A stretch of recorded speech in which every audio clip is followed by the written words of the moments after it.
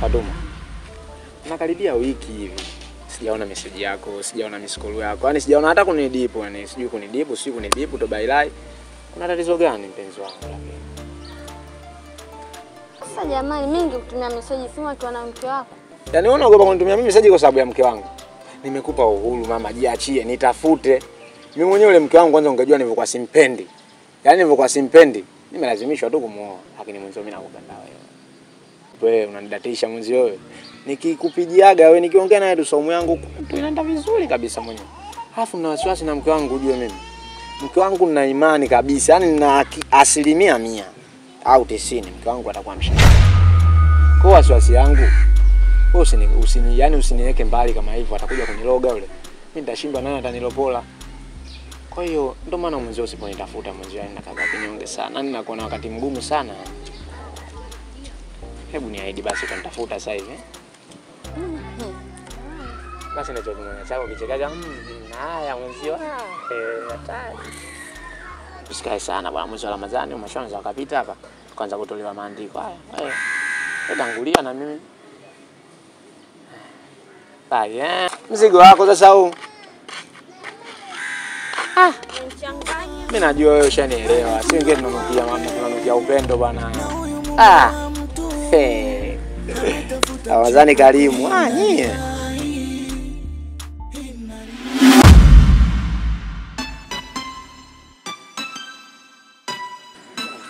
Asalamu alaykum shamani.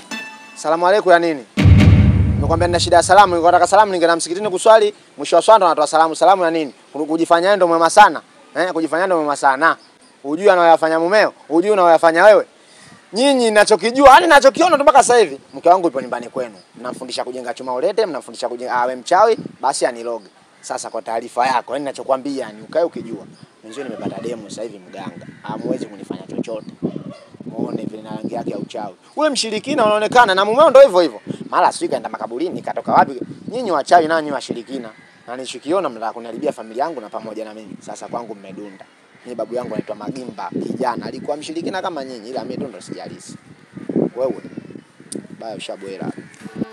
Nimekuwa na mashaka sana kuhusu hili jambo.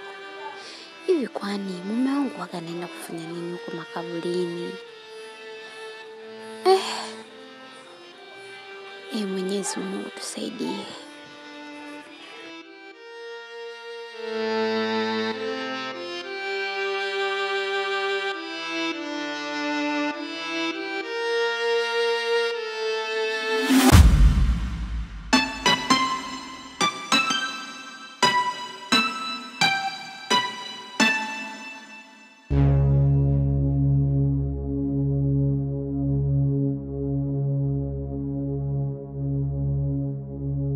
Kwani vipi babu? Nimeenda, nimesimama pale na kuona unaniangalia. Narudi hapa bado unaniangalia vipi?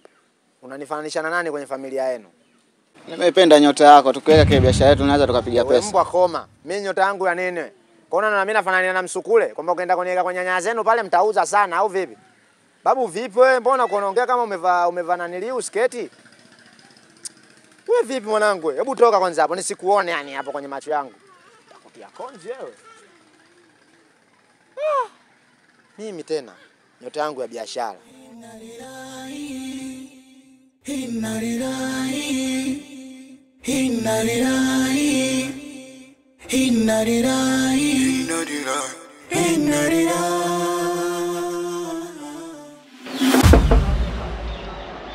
Mtaalamu.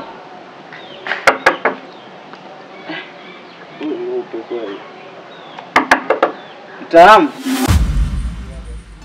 Bwana vipi? Vizuri ungeanza na salamu. Tena ile aliyotufundisha Mtume Muhammad sallallahu alaihi wasallam.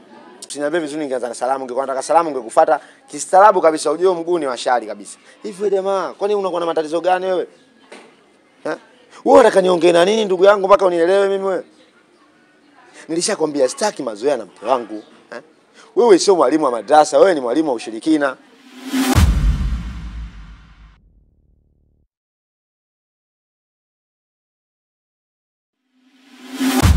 sijawahi mimi unavyoniona basi sijawahi kumuona mwalimu wa madrasa akatoka kwenda makaburini. Makaburini anaenda kufanya nini wewe? Afu kweli mume wangu, hivi makaburini wako unaenda kufanya nini?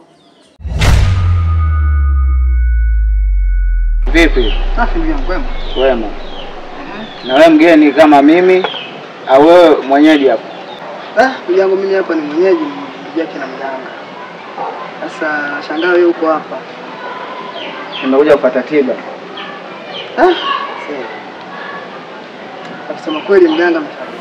Kwa hiyo unajifanya wewe ujui makaburini mume anaenda kufanya nini? Mume wewe mshirikina, wewe usijifanye ujui. Shemeji, sema ukweli, japo unauma. Mimi labda niwaambie kitu kimoja. Mimi siendagi makaburini kwa nia mbaya. Ni vile tu dini yangu inapenda na inataka nifanye hivyo. Na nikiendaga makaburini huwa najiuliza baadhi ya maswali. Hivi hawa waliokuwa makaburini ni wajanja sana au ni wajinga sana?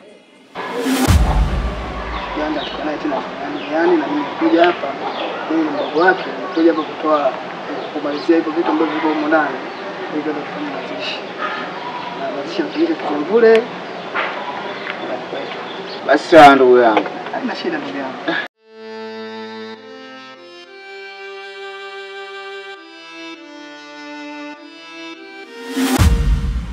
Kwa nini wapo makaburini? Kwa nini matajiri nao wamezikwa? Wameshindwa kumpa rushwa Israeli asiwatoe roho? Ni swala ambalo linabaki kwa kifo ni ibada, lazima wote tufe.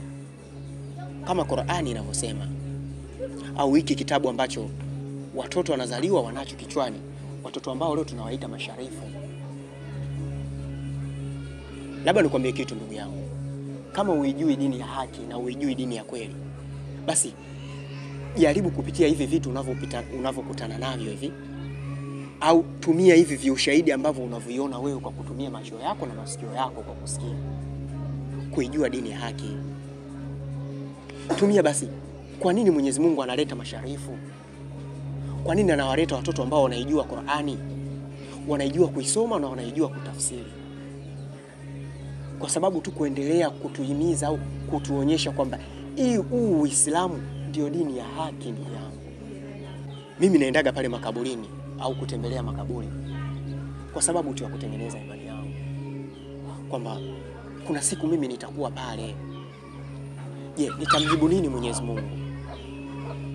Basi hapo ndipo ninapojikuta napata hofu na mimi naamua kwenda kuswali. Ila naomba tu unisamehe ndugu yangu kwa kitendo cha mkeo anakuja kwangu bila ruhusa yako. Hilo siwezi kukataa. Ila niko nakuchukulia tu kama ndugu yangu kwa sababu tumesoma madrasa pamoja na huyu ni shemeji yangu.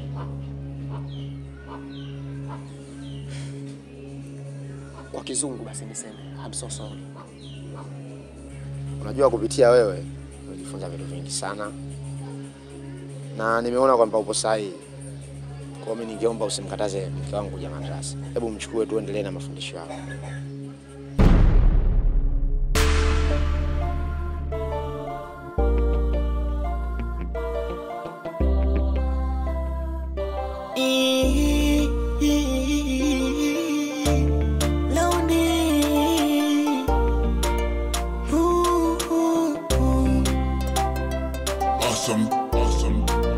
Hatujui tunakwenda wapi, mana dunia tunapita, tumemsahau Harotumba, japo dunia tunapita, naye anatusamehe, mana yeye ni mwingi wa huruma, alituleta duniani ili tumwabudu.